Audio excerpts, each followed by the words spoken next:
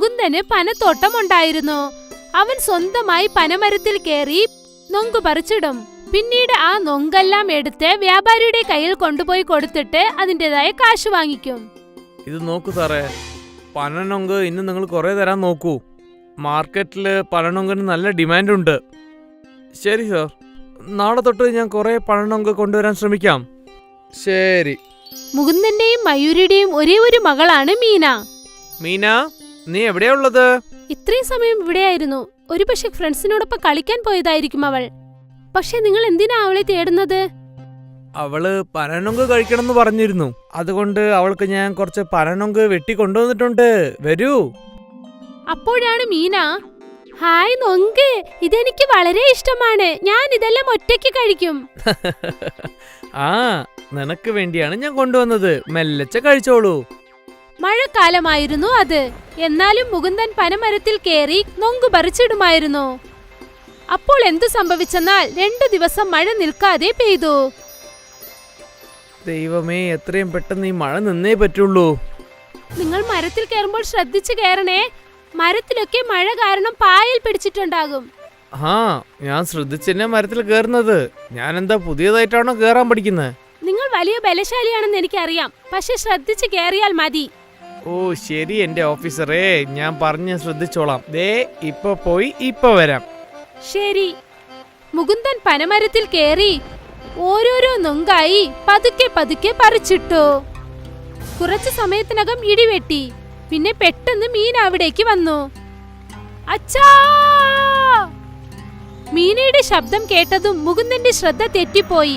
അതുകൊണ്ട് അദ്ദേഹം മരത്തിൽ നിന്നും താഴേക്ക് വഴുതി വീണു. അച്ഛാ! മീന നിലവിളിക്കുന്ന ശബ്ദം കേട്ട് ഗ്രാമത്തിൽ തൊട്ടരികിലുണ്ടായിരുന്ന കുറെ പേര് അവിടേക്ക് ഓടി വന്നു. കൊച്ചച്ചാ, അച്ഛൻ താഴെ വീണു. ഗ്രാമത്തിലെ ആളുകളൊക്കെ അത് നോക്കി നിന്നു. മുകുന്ദനെ ഓപ്പറേഷൻ തിയേറ്ററിൽ ചേർത്തു. ഇനി ഒരിക്കലും അദ്ദേഹത്തിന് സ്വന്തം കാലിൽ നിൽക്കാൻ പറ്റില്ല. ഇപ്പൊ എന്ത് ചെയ്യാനാ? ഇനി നമ്മുടെ കുടുംബം നമ്മൾ എങ്ങനെ നോക്കാനാ? നിങ്ങൾ ഒന്നുകൊണ്ട് വിഷമിക്കേണ്ട. എന്തെങ്കിലും ഒന്ന് തീർച്ചയായും നടക്കും. ദൈവം നമുക്ക് കഷ്ടം തന്നിട്ടുണ്ടെങ്കിൽ പുറത്തു വരാനുള്ള വഴിയും തീർച്ചയായും കാണും. പക്ഷെ എങ്ങനെ? ഇപ്പൊ ഞാൻ ഊനമായല്ലോ. ഇതിന് പകരം ആ ദൈവം എന്നെ കൊന്നാ മതിയായിരുന്നു. അങ്ങനെയൊന്നും പറയല്ലേ. നിങ്ങളാണ് ഞങ്ങളുടെ ജീവിതം മൊത്തം.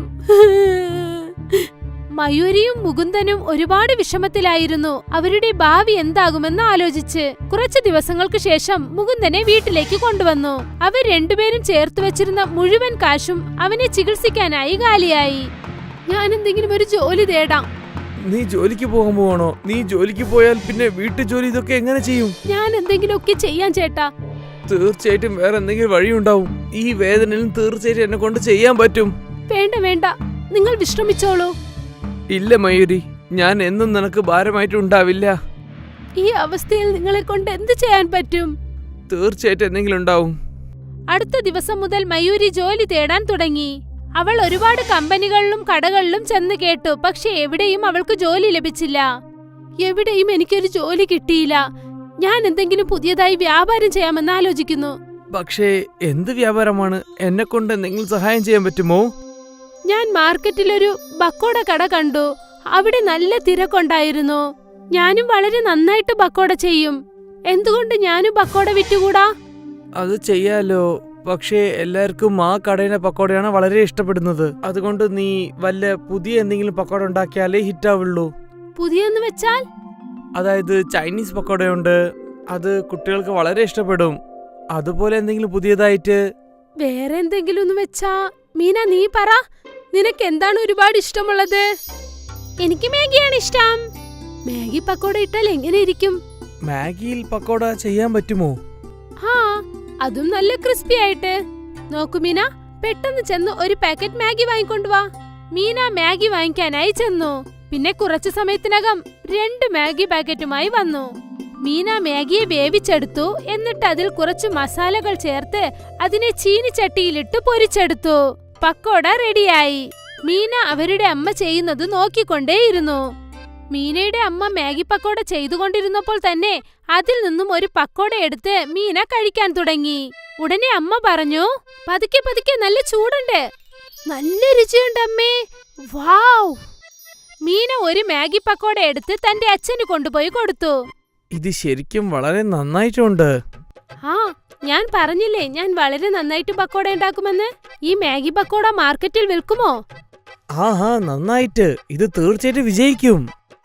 ഇത് കേട്ടപ്പോൾ മയൂരിക്ക് സന്തോഷമായി. കുറച്ച് ദിവസത്തിനകം തന്നെ മയൂരിയും മുകുന്ദനും കൂടി മാർക്കറ്റിൽ ഒരു മാഗി പക്കോട സ്റ്റാൾ ഓപ്പൺ ചെയ്തു. ഇതെന്താ ആന്റി? മാഗി പക്കോട? മാഗിയിൽ പക്കോടയോ? ആ, ഒരു പ്ലേറ്റ് തരൂ. ശരി ശരി, തരാം മോളെ. മയൂരി ആ കുട്ടിക്ക് മാഗി പക്കോട നൽകി. വാവ്, എന്ത് രുചിയാണിത്! ഇതുവരെ ഇതുപോലെ ഒരു പക്കോട ഞാൻ കഴിച്ചിട്ടേ ഇല്ല. ആ കുട്ടി പറഞ്ഞത് കേട്ട് വീണ്ടും ഒരുപാട് കസ്റ്റമർ അവിടേക്ക് വന്ന് മാഗി പക്കോട വാങ്ങി. ആന്റി, ഇത് വളരെ നന്നായിട്ടുണ്ട്. മുകുന്ദൻ മാഗി പക്കോട കടയിൽ മയൂരിയെ സഹായിക്കുന്നുണ്ടായിരുന്നു. കട നല്ല രീതിയിൽ പോയി.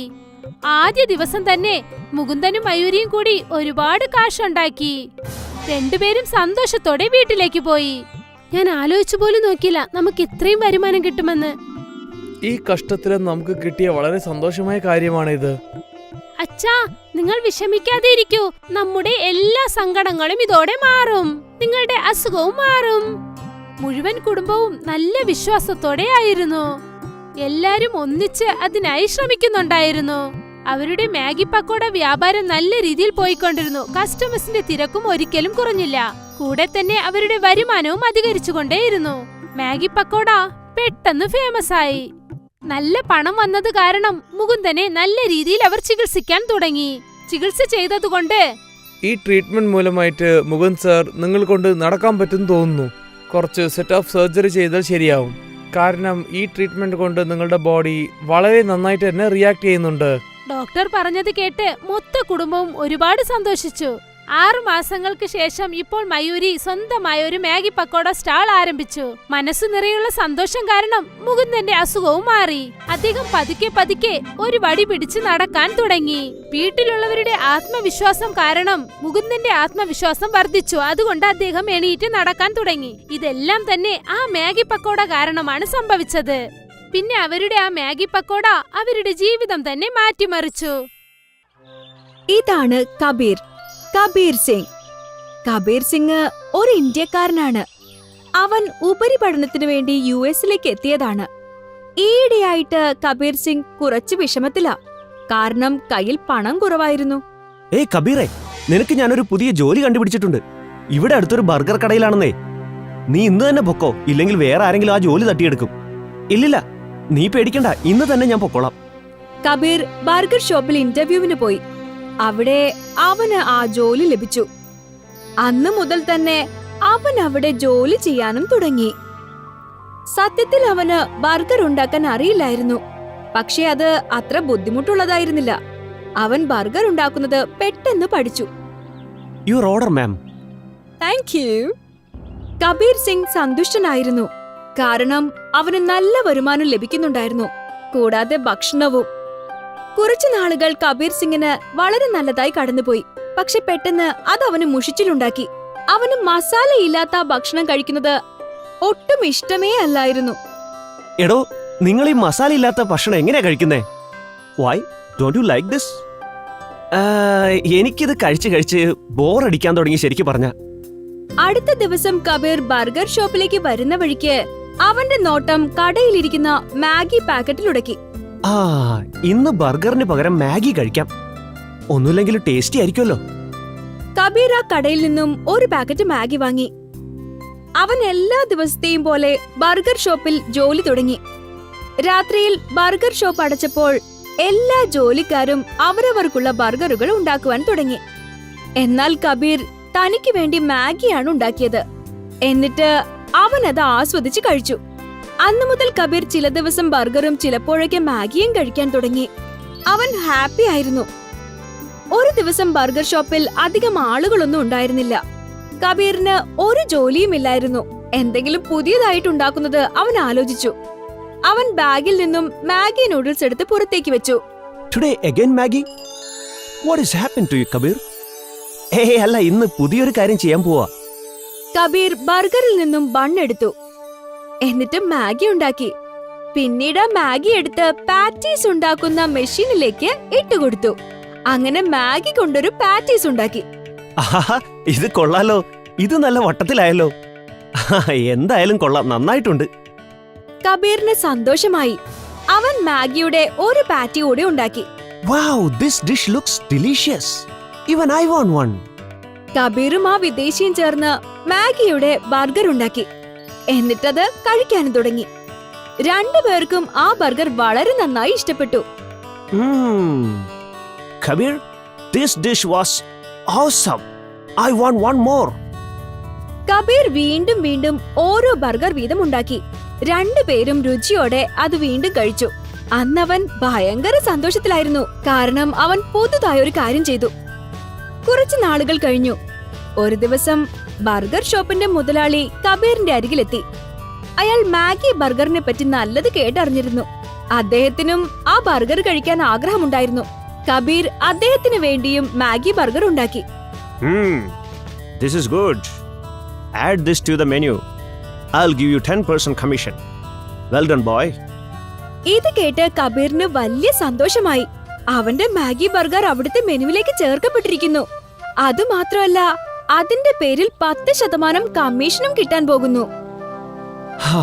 ഇനി എന്റെ പഠനം എളുപ്പമായി നടക്കുമായിരിക്കും. പിന്നെ കാശിന്റെ കാര്യം ആലോചിച്ച് വിഷമിക്കാൻ വേണ്ടി വരില്ലല്ലോ. കുറച്ച് മാസങ്ങൾ കൂടി അവൻ ആ ബർഗർ ഷോപ്പിൽ ജോലി ചെയ്തു. അവന് സാലറിയോടൊപ്പം കമ്മീഷനും കൂടെ കിട്ടാൻ തുടങ്ങി. അതിനുശേഷം കബീറിന്റെ ഗ്രാജുവേഷൻ കംപ്ലീറ്റ് ചെയ്തു. അവന്റെ പഠനം അവസാനിച്ചു. കബീർ നാട്ടിലേക്ക് തിരിച്ചെത്തി. അവിടെ അവന് വലിയൊരു ഹോട്ടലിൽ മാനേജറായിട്ട് ജോലിയും കിട്ടി. കുറച്ച് വർഷങ്ങൾ കൂടി സന്തോഷത്തോടെ കടന്നുപോയി. പക്ഷേ അവന് സ്വന്തമായി ബിസിനസ് ചെയ്യണമെന്നുണ്ടായിരുന്നു. ഒരു ദിവസം കബീർ എന്തോ ആലോചിച്ചുകൊണ്ടിരുന്ന സമയത്ത്, എന്താ മോനെ, നീ എന്താലോചിച്ചാ വിഷമിക്കുന്നേ? ഒന്നുമില്ല അച്ഛാ, എന്റെ ജോലി നല്ലത് തന്നെയാ. പക്ഷെ എനിക്കൊരു സന്തോഷമില്ല. ഞാൻ സ്വന്തമായിട്ട് എന്തെങ്കിലും ചെയ്താലോ? അതിന് നീ ഇങ്ങനെ വിഷമിച്ചിരുന്നാൽ എങ്ങനെയാ? സ്വന്തമായിട്ടൊരു ഹോട്ടൽ തുടങ്ങ്.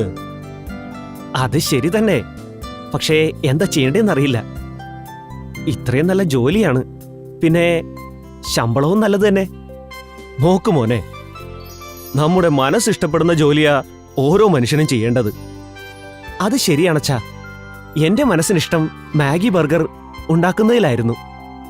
എന്നാ പിന്നെ മോനെ എന്താലോചിക്കാൻ, മാഗി ബർഗർ ഉണ്ടാക്കാൻ തുടങ്ങിക്കോളൂന്നേ. അതൊക്കെ ശരി തന്നെ, പക്ഷെ വരുമാനമില്ലെങ്കിലോ? മോനെ, ഇങ്ങനെ ആലോചിച്ചുകൊണ്ടിരുന്നു കഴിഞ്ഞാ എന്റെ പ്രായം കഴിയുമ്പോ നേരത്തെ എന്തുകൊണ്ട് തുടങ്ങില്ല എന്ന് ആലോചിച്ച് നീ വിഷമിക്കും. നിന്റെ കയ്യിൽ ഇപ്പോഴും സമയമുണ്ട്. ജോലിയൊക്കെ വീണ്ടും വേണമെങ്കിൽ കിട്ടുമല്ലോ. ശരി അച്ഛാ. കബീറിന്റെ അച്ഛൻ അവന് നല്ല പ്രോത്സാഹനം കൊടുത്തു. എന്നിട്ടും അവന് സംശയമായിരുന്നു. അവനിപ്പോ നല്ലൊരു വലിയ ഹോട്ടലിന്റെ മാനേജറാണ്. അതുപോലെ നല്ല ശമ്പളവും ഉണ്ട്. അതൊക്കെ കളഞ്ഞിട്ട് എല്ലാം ഒന്നിൽ നിന്ന് തുടങ്ങിയിട്ട് വരും. എങ്കിലും അവൻ ടൗണിലെ തിരക്കേറിയ ഒരു ജംഗ്ഷനിൽ ഒരു കട റെന്റിനെടുത്തു. അവിടെ തന്റെ മാഗി ബർഗറിന്റെ ബിസിനസ് ചെയ്യാൻ തുടങ്ങി. ഇതെന്ത് ബർഗറാണ്? ഇത് ആക്ച്വലി മാഗിയുടെ ബർഗറാ. ശരിക്കും നല്ല ടേസ്റ്റാ. ഒന്ന് കഴിച്ചു നോക്കുന്നോ? ശരി ചേട്ടാ, നോക്കട്ടെ. ആദ്യത്തെ കുറച്ച് ദിവസങ്ങൾ പ്രത്യേകിച്ചൊരു ലാഭവുമില്ലാതെ കടന്നുപോയി. പതിയെ പതിയെ അവന്റെ കച്ചവടം പൊടി പൊടിച്ചു. കോളേജിൽ നിന്നും കുട്ടികൾ മാഗി ബർഗർ കഴിക്കുവാനായി ദൂരെ നിന്ന് പോലും വരാൻ തുടങ്ങി. കബീർ സ്റ്റാഫിനെ കൂടുതലായി വെച്ചു. മാഗി ബർഗറിൽ വെറൈറ്റികളും കൊണ്ടുവന്നു. Cheese Maggi burger, schezwan Maggi burger, അങ്ങനെ. അതോടെ കബീറിന്റെ ബർഗർ ഷോപ്പ് യങ്സ്റ്റേഴ്സിന്റെ പ്രിയപ്പെട്ട ഫുഡ് കോർട്ടായി മാറി. 6 മാസത്തിനുള്ളിൽ കബീർ മറ്റൊരു ബ്രാഞ്ച് തുടങ്ങി. 1 വർഷത്തിനുള്ളിൽ 3 പുതിയ ബ്രാഞ്ചുകളും. കബീറിന്റെ മാഗി ബർഗറിന് അതിശയകരമായ കച്ചവടമായിരുന്നു. അവന്റെ വീട്ടുകാരെ എല്ലാവരെയും ഈ കച്ചവടത്തിൽ അവൻ പങ്കാളികളാക്കി. അവന്റെ സഹോദരങ്ങളും കസിൻസുമെല്ലാം ഒരേ കമ്പനിയിൽ തന്നെ ജോലി ചെയ്തു, അതും ബർഗർ സിംഗിൽ. 6 വർഷത്തിനുള്ളിൽ കബീറിന്റെ ബർഗർ സിംഗ് ഒരു വലിയ ഫുഡ് ചെയിനായി മാറി. ഇന്ത്യയിലെ 30 നഗരങ്ങളിൽ അവർ ബ്രാഞ്ചുകൾ തുറന്നു. ഒരു ദിവസം കബീറും അവന്റെ അച്ഛനും അവരുടെ ഏറ്റവും പുതിയ ഓഫീസ് ബിൽഡിംഗിൽ ഇരിക്കുകയായിരുന്നു. മോനെ, ഓർമ്മയുണ്ടോ ആ രാത്രി നീ ആകെ വിഷമിച്ചു നിന്ന സമയം? ആ അച്ഛാ, അതെങ്ങനെ മറക്കാനാ? അന്ന് അച്ഛൻ എന്നെ സപ്പോർട്ട് ചെയ്തില്ലായിരുന്നുവെങ്കിൽ ഇന്ന് ഈ ബർഗർ സിംഗ് ഉണ്ടാവില്ലായിരുന്നു. ഒരു ഗ്രാമത്തിൽ കുസുംലത എന്നു പേരുള്ള ഒരു വയസ്സായ വിധവ സ്ത്രീ ഉണ്ടായിരുന്നു. കുസുംലതയ്ക്ക് ഒരേ ഒരു മകനാണ്. അവൻ കുറച്ചു വർഷങ്ങൾക്ക് മുൻപ് തന്നെ സിറ്റിയിലേക്ക് ചെന്ന് സെറ്റിലായി. കുസുംലത ഗ്രാമത്തെ ലിറ്റി ചൊക്ക വ്യാപാരം ചെയ്ത് തന്റെ ജീവിതം നടത്തി വന്നു. ഒരു ദിവസം കുസുംലത തന്റെ കടയിൽ ലിറ്റി ചൊക്ക വിൽക്കുകയായിരുന്നു. അപ്പോഴാണ് അദ്ദേഹത്തിന്റെ ഗ്രാമത്തിലുള്ള ഒരാൾ പ്രേം പാൽ അവിടേക്ക് വന്നത്. എങ്ങനെയുണ്ടോ അമ്മേ?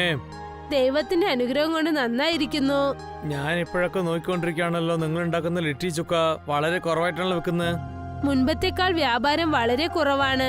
പക്ഷെ മതിയായ അളവിനുള്ള വ്യാപാരമുണ്ട്. അതുകൊണ്ടാണ് എന്റെ വീട്ടിലെ അടുപ്പും എരിയുന്നത്. ഇപ്പോൾ നിങ്ങളുടെ വീട്ടിൽ നിങ്ങളല്ലാതെ വേറെ ആരുമില്ല. ഒറ്റ ഒരു മകനുണ്ടായിരുന്നു. അവന് നിങ്ങളെ വിട്ടിട്ട് അവൻ സിറ്റിയിലേക്ക് പോയി. പിന്നെ നിങ്ങൾ ഈ വയസ്സിൽ പിന്നെ എന്താണ് കഴിക്കാൻ പോകുന്നത്? ഈ വശത്ത് എന്തെങ്കിലും ജോലിക്കായി വന്നതാണോ പ്രേംപാൽ? ഇവിടെ നോക്കൂ അമ്മേ, എനിക്ക് നിങ്ങൾ ഉണ്ടാക്കുന്ന ലിറ്റിൽ ചുക്ക തീരെ എനിക്ക് ഇഷ്ടേ അല്ല. അതിലെ രുചി എന്ന് പറയുന്നതിൽ ഒന്നുമില്ല. ഇത് അവരവരുടെ മനസ്സിന് ഇഷ്ടപ്പെട്ടതാണ് മോനെ. ചിലർക്ക് എന്റെ കൈകൊണ്ട് ഞാൻ ചെയ്യുന്ന ഈ ലിറ്റിച്ചൊക്ക വളരെ ഇഷ്ടമായെന്ന് പറയുന്നു. അമ്മേ, ഞാൻ നിങ്ങളുടെ അടുത്ത് എന്ത് പറയാൻ വേണ്ടി വന്നത് വെച്ചാൽ, നാളെ നിങ്ങളുടെ അടുത്ത് തന്നെ ഇന്നൊരു കട വരാൻ പോവുകയാണ്. നിങ്ങൾ എന്തു പറഞ്ഞു വരുന്നെന്ന് എനിക്കൊന്നും മനസ്സിലാകുന്നില്ല പ്രേംപാൽ. സിറ്റിയിലുള്ള എന്റെ അളിയൻ അജു നല്ല രുചിയുള്ള ലിറ്റിൽ ചൊക്കോന്റെ റെസിപ്പി പഠിച്ചിട്ടുണ്ട്. നാളെ തൊട്ട് അവൻ നിങ്ങളുടെ അടുത്ത് ഇവിടെ ഇരുന്നാണ് കടയിടാൻ പോകുന്നത്. നിങ്ങൾ അവനെ കണ്ടിട്ട് അവനടുത്ത് പ്രശ്നം ഉണ്ടാക്കാൻ പാടില്ലല്ലോ. അതുകൊണ്ടാണ് ഞാൻ നിങ്ങളുടെ മുമ്പ് തന്നെ വന്നിട്ട് ഈ കാര്യം പറയുന്നത്. ഞാൻ അദ്ദേഹത്തിനെ നോക്കി എന്തിനാ മോനെ ശബ്ദമുണ്ടാക്കുന്നേ? അവർക്ക് വിധിക്കപ്പെട്ടത് എന്താണോ അത് തന്നെ കിട്ടും. എനിക്ക് എന്താണ് കിട്ടേണ്ടതെന്ന് നിർണയിച്ചിരിക്കുന്നോ അത് തന്നെ എനിക്ക് കിട്ടും. കുസുംലത പറഞ്ഞത് കേട്ടിട്ട് പ്രേംപാൽ ചിരിച്ചുകൊണ്ട് അവിടെ നിന്നും പോയി. പ്രേംപാൽ അദ്ദേഹത്തിന്റെ വീടിന്റെ വാതിൽക്കലേ എത്തിക്കാണു. അപ്പോൾ തന്നെ അദ്ദേഹത്തിന്റെ വീടിന്റെ വാതിൽക്കൽ ഗ്രാമത്തലവൻ അദ്ദേഹത്തെ കാണാനായി വന്നു. ചേടാ, എന്താണ് കാര്യം മുതലാളി? അങ്ങനെ എന്താണ് മുഖ്യമായ കാര്യം വന്നത്? നിങ്ങൾ എന്റെ വീട്ടിലേക്ക് എന്നെ തേടി വന്നിട്ടുണ്ടല്ലോ. നിങ്ങളും ആ കുസുംലത സംസാരിക്കുന്നത് ഞാൻ കുറെ നേരം കേട്ടോണ്ടിരുന്നായിരുന്നു. ശരി, നിങ്ങൾ എന്താണ് പറയാൻ വരുന്നത് മുതലാളി? നിനക്ക് നന്നായിട്ട് അറിയാം ഞാൻ എങ്ങനെയായാലും നിന്റെ ഭാഗത്താണ് നിൽക്കാൻ പോകുന്നത്. എനിക്ക് നിങ്ങളുടെ മേലെ ആ വിശ്വാസമുണ്ട് മുതലാളി. കാര്യം അതല്ല പ്രേംപാൽ, ഒരു പക്ഷേ ഈ കുസുംലത വന്നിട്ടുണ്ടെങ്കിൽ എൻ്റെ അടുത്ത് സഹായം ചോദിച്ചാൽ എനിക്ക് പറ്റില്ല എന്ന് പറയാൻ പറ്റില്ല. ഞാൻ തീർച്ചയായിട്ടും ഒരു ആവശ്യം കൊണ്ട് നിന്റെ ഈ അളിയന്റെ കട ഞാൻ അവിടെ ഇരുന്ന് മാറ്റണമെന്നാ പറയാൻ പറ്റുള്ളൂ. കാരണം കുസുംലത അവസാനമായിട്ട് 20 കൊല്ലമായിട്ട് അവിടെയാണ് കട നടത്തുന്നത്. നിനക്കെന്നെ അറിയാലോ. അങ്ങനെ വെച്ചാൽ എനിക്ക് മനസ്സിലാവുന്നില്ലല്ലോ, നിങ്ങൾ ആര് ഭാഗത്താണ് നിൽക്കുന്നത്? എന്റെ ഭാഗത്താണോ അല്ലെങ്കിൽ ആ കഴിവിന്റെ ഭാഗത്താണോ? ഞാൻ എപ്പോഴും നിങ്ങളുടെ ഭാഗത്താണ് പ്രേംപാൽ. ഞാൻ നിങ്ങളുടെ അടുത്ത് എന്ത് കാര്യം പറയാമെന്ന് വെച്ചാൽ, നിങ്ങൾ എപ്പോഴും പോലെ എന്നെ ഇപ്രാവശ്യം നോക്കിയാൽ എനിക്ക് സന്തോഷമായിട്ടുണ്ടാവും. അതിനാവാനുള്ള ചെലവ് നിങ്ങളല്ലേ നോക്കേണ്ടത്. ഇതൊക്കെ നിങ്ങൾ ചോദിക്കാനുള്ള കാര്യമുണ്ടോ? ഞാൻ നിങ്ങൾക്ക് വാക്ക് തന്നേക്കാം. ഈ പ്രാവശ്യം തലവനാവാനുള്ള ചെലവ് പകുതി ഞാൻ നോക്കിക്കോളാം. മനസ്സിലായോ? തലവൻ വളരെ സന്തോഷത്തോടെ അവിടെ നിന്നും പോയി. അടുത്ത ദിവസം അജു കുസുംലതയുടെ കടയ്ക്ക് അരികിലായി തന്നെ ഒരു കട ഇട്ടു. അജു തന്റെ കട വളരെ നന്നായി അലങ്കരിച്ചിരുന്നു. ഒരാൾ അജുവിനോട് വന്ന് എന്തു പറഞ്ഞെന്നാൽ, ആ ചേട്ടാ, ഈ കടയിൽ നിങ്ങൾ എന്ത് സാധനം വെച്ചിരിക്കുന്നത്? ഇത് സിറ്റിയിലുള്ള ലിറ്റിൽ ചൊക്കയാണ്. കഴിച്ചിട്ടുണ്ടെങ്കിൽ നിങ്ങൾക്ക് വളരെ സന്തോഷമായിട്ടുണ്ടാവും. ലിറ്റിൽ ചൊക്ക ഞങ്ങളുടെ ഗ്രാമത്തിലെ കുസുംലത ഉണ്ടാക്കുന്നുണ്ടല്ലോ. പക്ഷെ ഇതെനിക്ക് കുറച്ച് വ്യത്യാസമായിട്ട് അറിയുന്നുണ്ടല്ലോ. ഇത് സിറ്റിയിൽ പുതിയ റെസിപ്പി ആയിട്ട് ഉണ്ടാക്കിയ ലിറ്റിൽ ചൊക്കയാണ്. ഒരു പ്രാവശ്യം നിങ്ങൾ ഇവിടുന്ന് കഴിച്ചാലേ നിങ്ങൾ വീണ്ടും ഇങ്ങോട്ട് തന്നെയാണ് വരിക. എന്നാ വേഗം തന്നെ എനിക്ക് ഒരു പ്ലേറ്റിൽ ലിറ്റിൽ ചൊക്ക ഉണ്ടാക്കി തരൂ. അജു അദ്ദേഹത്തിന് ലിറ്റിൽ ചൊക്ക ചെയ്ത് കയ്യിൽ കൊടുത്തു. അദ്ദേഹത്തിന് അത് വളരെ ഇഷ്ടമായി. അദ്ദേഹം ലിറ്റിൽ ചൊക്ക കഴിച്ചിട്ട് അവിടെ നിന്നും പുറപ്പെടാൻ ശ്രമിക്കുകയായിരുന്നു. അപ്പോഴാണ് അജു അയാളോട് എന്തു പറഞ്ഞെന്നാൽ, ചേടാ, ഒരു കാര്യം പറ. നിങ്ങൾ ഈ കാര്യം പറഞ്ഞിട്ടേ ഇല്ലല്ലോ. എന്റെ ലിറ്റിൽ ചൊക്കോന്റെ ടേസ്റ്റ് എങ്ങനെയുണ്ട്? വളരെ ടേസ്റ്റ് ആയിട്ടുണ്ട്, നിമ്മതിയായിട്ടുണ്ട്. പിന്നെന്നാ ഗ്രാമത്തിൽ പോയിട്ട് എന്നെ പറ്റി പെരുമേറ്റി പറയൂ. പിന്നെ എല്ലാരടുത്തും എന്റെ കടയിലേക്ക് വന്നിട്ട് എന്റെ ലിറ്റിൽ ചൊക്ക കഴിക്കാൻ പറയൂ. അതുമാത്രല്ലാതെ ആ കഴിവിനടുത്ത് ആരും പോകണ്ടെന്ന് പറഞ്ഞേക്ക്. അജു പറഞ്ഞത് കേട്ടിട്ട് അദ്ദേഹം ചിരിച്ചുകൊണ്ട് അവിടെ നിന്നും പോയി. കുസുംലത അജുവിനെ നോക്കി എന്തു പറഞ്ഞെന്നാൽ, ഇത് വളരെ തെറ്റാണ് മോനെ. നീ ലിറ്റി ചൊക്ക വളരെ നന്നായി ചെയ്യുന്നുണ്ട്, അതിലൊരു സംശയവുമില്ല. അതേസമയം ഞാൻ ചെയ്യുന്ന ലിറ്റിൽ ചൊക്കയെ കുറ്റം പറയാൻ നിനക്ക് യാതൊരു അധികാരവുമില്ല. എനിക്ക് മുമ്പ് തന്നെ അറിയാം നിങ്ങൾ എന്റെ കൂടെ വന്നിട്ട് വഴക്കിടുമെന്ന്. പ്രേംപാൽ മാമ എന്റെ അടുത്ത് മുമ്പ് തന്നെ പറഞ്ഞിട്ടുണ്ട്. ഞാൻ നിന്നോട് വഴക്കിടുന്നതല്ല മോനെ.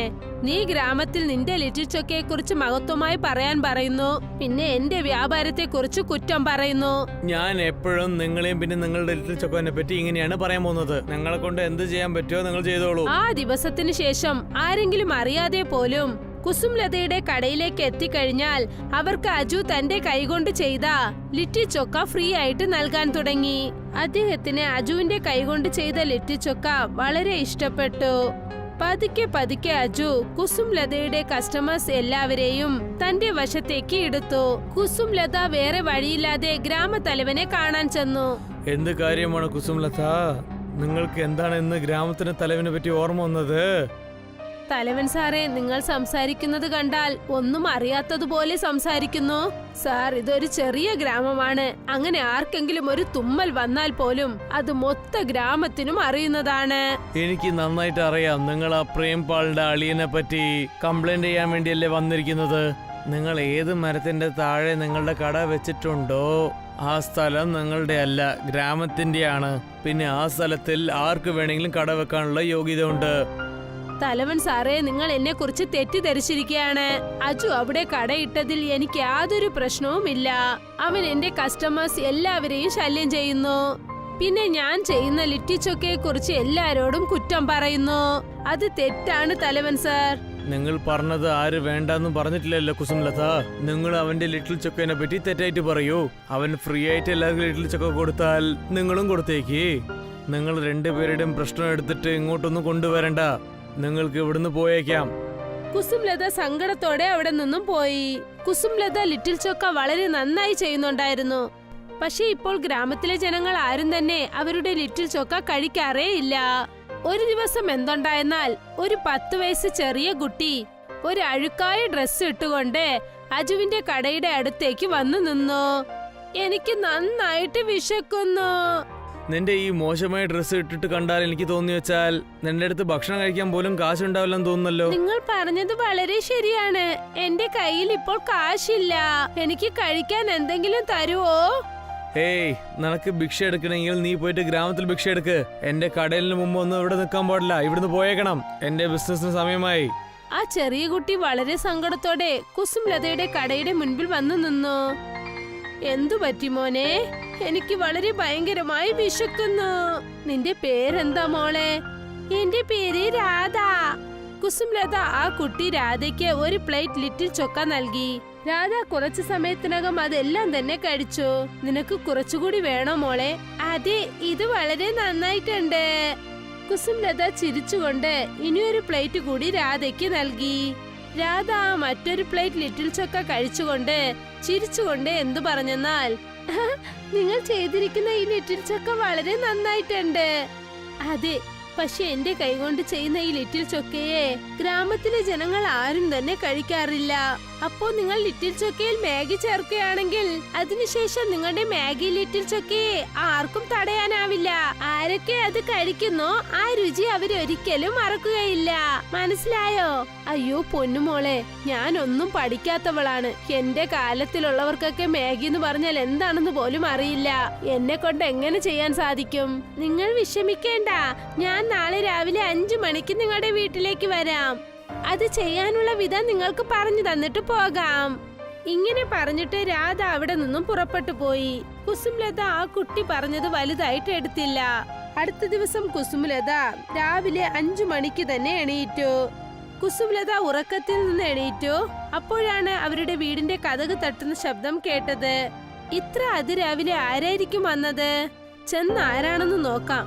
കുസുംലത കതക് തുറന്നതും അവരുടെ മുൻപിലായി രാധ നിൽക്കുകയായിരുന്നു. അവളുടെ കയ്യിൽ ഒരു ചെറിയ മെഷീൻ ഉണ്ടായിരുന്നു. അകത്ത് വാ മോളെ രാധ.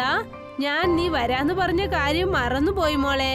എനിക്കത് അറിയാം, നിങ്ങൾ ഞാൻ പറഞ്ഞത് മറന്നു കാണുന്നു. പക്ഷെ എനിക്ക് ഓർമ്മയുണ്ടായിരുന്നു. പക്ഷെ നിന്റെ കയ്യിൽ എന്താണ് മോളെ ഇത്?